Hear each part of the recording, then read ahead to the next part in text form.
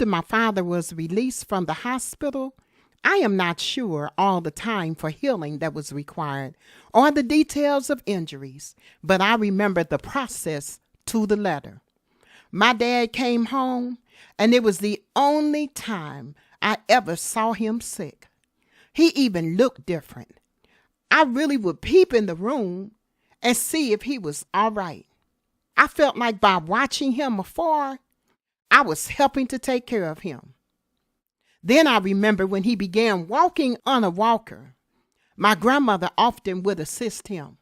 He kept the routine, time to get up and time to go to bed.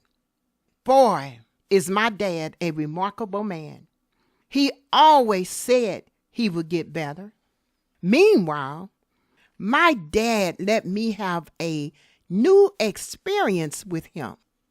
He called me to his room one day, and he asked me if I could teach him how to write his name, his first name and his last name. Oh my goodness, I was going to show him how to write his name. That's the best way I can say it. I was so happy. And he now can sign his name for all his documents. Remember, my dad, he has always been a very independent man. We did other things during that time. Our recreational and entertaining time, it grew more. My sister and my brother, we would have many days of singing, for music was everywhere. My dad still loved music. I also remember we even learned how to play spades and played cards. My dad and I just sitting at a little coffee, like just a little bitty square table, playing cards with one another.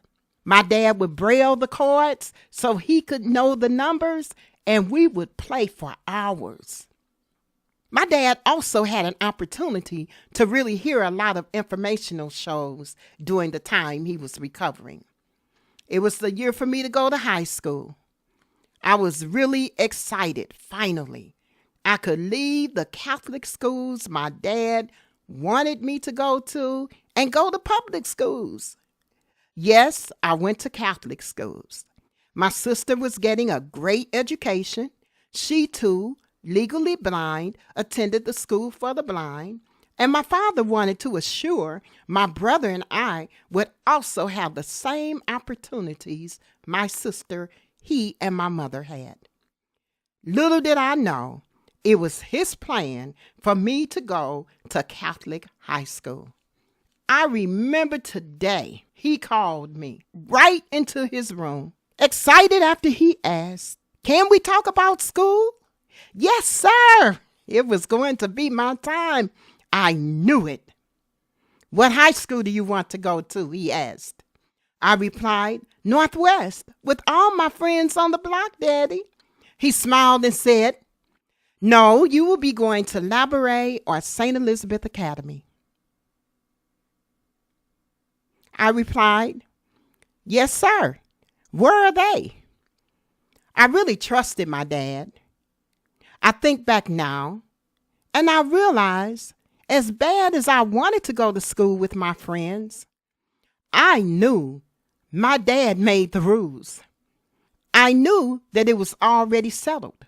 I must admit, St. Elizabeth was just what I needed. So many life lessons, and one of the greatest events outside my graduation and getting married was the father-daughter dance. I can never share all the experiences my father and I shared in little time space that developed me into such